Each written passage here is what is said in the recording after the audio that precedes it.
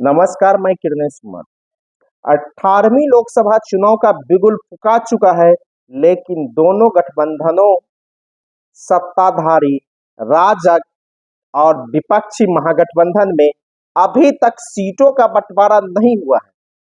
दोनों गठबंधनों में शामिल पार्टियां सीटों के बंटवारे के इंतजार में बैठी हुई है।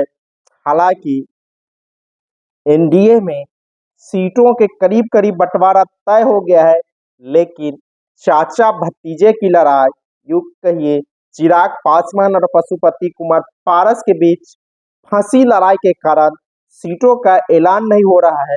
भाजपा जहां अपनी जीती हुई 17 लोकसभा सीटों पर उम्मीदवार उतारना चाहती है, तो जदयू 16 से कम मंजूर नहीं, क्योंकि 2019 के लोकसभा चुनाव में जदयू को बिहार की 16 लोकसभा सीटों पर जीत मिली थी। मुख्यमंत्री नीतीश कुमार अपने दूत को लगातार भाजपा के वरिष्ठ नेता व गृह मंत्री अमित शाह के पास भेज रहे हैं और जल्द से जल्द सीटों के बंटवारे का ऐलान करने की मांग कर रहे हैं। साथ ही साथ नीतीश कुमार की मांग है कि चिराग पासवान हमारी सीट पर उम्मीदवार नहीं दे दे। उनको डर सताने लगा है, लोकसभा चुनाव में अगर जदयू का प्रदर्शन खराब होता है तो चुनाव के बाद मेरी सत्ता भी जा सकती है। इस तरह के संकेत भी नीतीश कुमार को मिलने लगे हैं। यही कारण है कि नहीं चाहते हुए भी नीतीश कुमार को मंत्रिमंडल का विस्तार करना पड़ा। साथ ही साथ राज्य स्तरीय 20 सूत्रीय कमेटी भी घोषित करना पड़ा और सम्राट चौधरी को कार्यकारी अध्यक्ष बनाना पड़ा है। हालांकि यह बात अलग है कि राजद और कांग्रेस के बाकी 7 विधायकों को इस कमेटी में जगह दी गई है। साथ ही साथ उन्हें उप मंत्री का दर्जा दिया गया है। यूं कहिए कि राजद और कांग्रेस के पाला बदलने वाले 7 विधायकों को नीतीश कुमार ने अपने मंत्रिमंडल में शामिल तो नहीं किया, लेकिन 20 सूत्री कमेटी में रखकर उसे उप मंत्री का दर्जा जरूर दे दिया है। महागठबंधन में भी अभी तक सीटों का बंटवारा नहीं हुआ है। कहा जा रहा है कि राजद 27 से 28 सीटों पर खुद उम्मीदवार उतारेगा और 12 से 13 सीटें वह अपनी सहयोगी पार्टियों को देगा। इसके अलावे भाजपा और जदयू के करीब 1 दर्जन विधायक को भी राजद लोकसभा चुनाव में टिकट दे सकता है।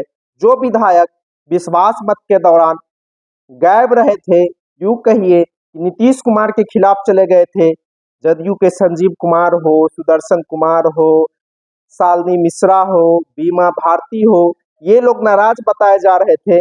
इनमें से कई नीतीश के साथ भी आ गए, लेकिन इन लोगों को मंत्रिमंडल में जगह नहीं मिला है।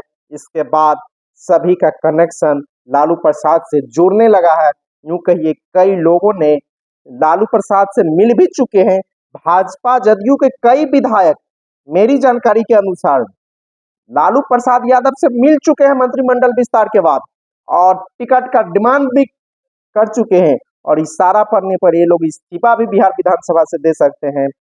इसके अलावा राजद कांग्रेस के मंत्री विधायकों को उप मंत्री बनाए जाने से भी सत्ताधारी भाजपा जदयू में नाराजगी है। वहीं भाजपा ने 15 में से 5 विधान पार्षद को मंत्री बना दिया है।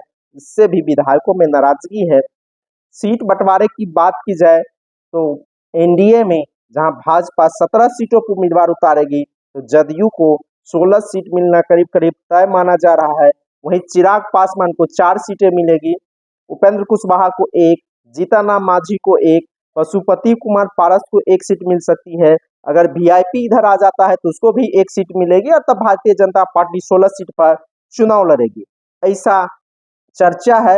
इस तरह के संकेत भी मिलने लगे हैं और जदयू भाजपा के बीच कई सीटों का आदान प्रदान भी होगा।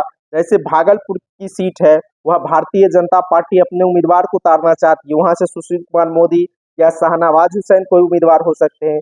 इसी तरह किशनगंज की सीट है, जहां पिछली बार कांग्रेस ने के सामने जदयू के उम्मीदवार थे, इस बार वहां से भाजपा अपना उम्मीदवार उतारना चाहती है। इस तरह की कई सीटें हैं जहां भारतीय जनता पार्टी जदयू से अदला बदला भी करना चाह रही है, लेकिन आने वाला वक्त ही बताएगा जब चुनाव उम्मीदवारों की घोषणा होंगे।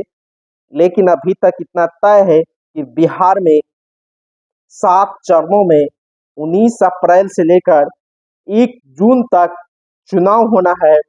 20 मार्च को अधिसूचना जारी हो जाएगी। उसके साथ ही पहले चरण का नामांकन भी शुरू हो जाएगा। लेकिन अभी तक सीटों के सामंजस्य ही कहिए, कौन पार्टी कितने सीटों पर लड़ेगी, इसकी घोषणा नहीं हुई है। भारतीय जनता पार्टी ने अपनी 2-2 सूची जारी कर दी है, लेकिन बिहार के एक भी उम्मीदवार के नामों की घोषणा नहीं हुई है। भाजपा के कई मौजूदा सांसद डरे हुए हैं। कहा जा रहा है 17 में से करीब 10 सांसदों की टिकट कट जाएंगे। राधा मोहन सिंह तो चंपारण की एक सभा में मंच पर ही रोने लगे थे। तो यूं कहिए कि अभी भी भाजपा के कई सांसद टिकट कटने से डरे हुए हैं। जदयू के कई सांसदों का टिकट कट रहा है। इस हिसाब से भी अभी तक उम्मीदवारों की घोषणा नहीं हुई है। न सीट कौन कहां से लड़ेगा इसकी भी घोषणा नहीं हुई है। लेकिन आने वाले दिनों में जल्द ही 2 से 4 दिनों के अंदर सभी पार्टियों की सूची आ भी जाएगी, क्योंकि 20 मार्च से ही 18वीं लोकसभा चुनाव के लिए नामांकन की प्रक्रिया भी शुरू हो जाएगी। हालांकि पहले चरण में नक्सल प्रभावित 4 लोकसभा सीटें हैं। वह नवादा है, यह राजद यहाँ से उम्मीदवार उतारेगा। दूसरी औरंगाबाद है, जिसकी चर्चा है कि महागठबंधन से कांग्रेस की खाते में जाएगी। जमुई सुरक्षित है और गया सुरक्षित है। गया सुरक्षित एनडीए में हम के खाते में जाने की चर्चा है। वहीं जमुई से लोजपा के चिराग पासवान सांसद है, वह हाजीपुर से लड़ना चाहते हैं। नवादा से चंदन सिंह सांसद है और वह पशुपति कुमार पारस की पार्टी के हैं। यूं कहिए कि पहले चरण में एनडीए के 4 में से 3 सीटें सहयोगी पार्टियों के हैं, तो भाजपा की एक है। इसी तरह महागठबंधन में भी 1 सीटें जहां सहयोगी कांग्रेस को जा सकती है, तो 3 सीटें जमुई नवादा और गया सीट से राजद के उम्मीदवार चुनावी दंगल में उतरेंगे। धन्यवाद। मैं कृष्णेश कुमार।